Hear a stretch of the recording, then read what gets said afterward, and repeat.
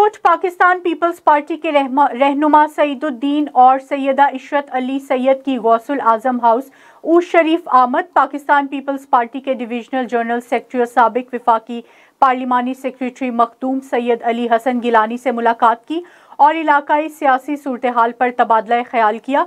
इस मौके पर पाकिस्तान पीपल्स पार्टी के रहनुमा सईदुद्दीन ने मखदूम अली हसन गिलानी के हमरा मीडिया से गुफ्तगू करते हुए कहा कि मखदूम सैयद अली हसन गिलानी अपने हलके के मजबूत उम्मीदवार हैं। इनका हलका पीपल्स पार्टी का गढ़ है और जीत इनका मुकद्दर बन चुकी है।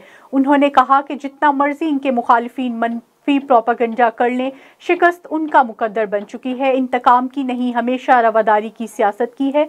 अवाम आज भी पाकिस्तान पीपल्स पार्टी और मखदूम सैयद अली हसन गिलानी के साथ हैं।